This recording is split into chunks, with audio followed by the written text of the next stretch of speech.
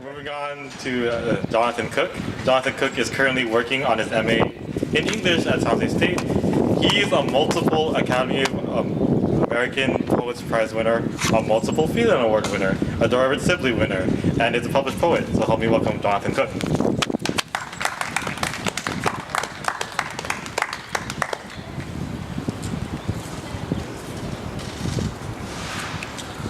Hello.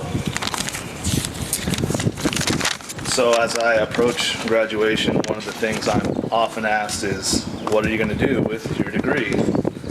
This mostly comes from family members who, I wouldn't really call them bookish. But I ran across this poem by Gary Snyder, and I think he offers sort of a happy medium. It's not quite an answer. It's called Hay for Horses. Hay for the Horses. He had driven half the night from far down San Joaquin through Mariposa, up the dangerous mountain roads, and pulled in at 8 a.m. with his big truckload of hay behind the barn. With winch and ropes and hooks, we stacked the bales up clean to splintery redwood rafters, high in the dark, flecks of alfalfa whirling through shingle cracks of light, itch of hay dust in the sweaty shirt and shoes.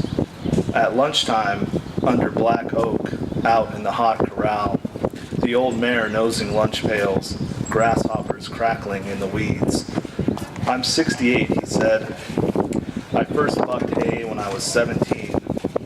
I thought, that day I started, I sure would hate to do this all my life. And damn it, that's just what I've gone and done. I think two things. First, do what you love. And second, find some beauty in what it is you decide to do.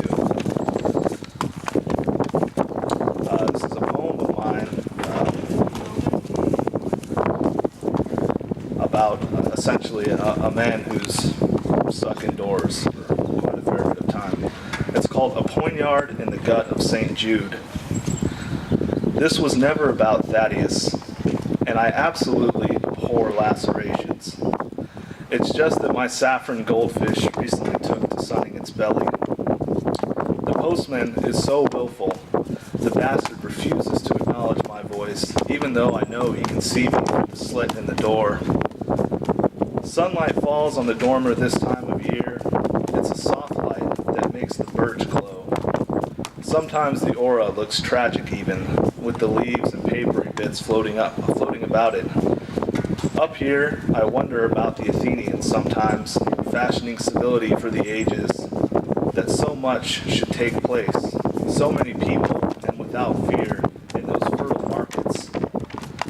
I found an old Keys book in the attic, and this line about a Mexican mirror has always fascinated me because I've never been south of Soledad.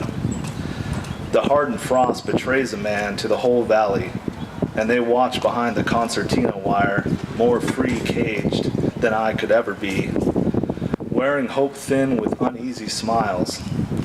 Such earnest beauty in that dizzy, blue mute expansiveness. It was terrifying. But I am going on, aren't I? But for the grace of quiet, a boar would never know to stifle himself.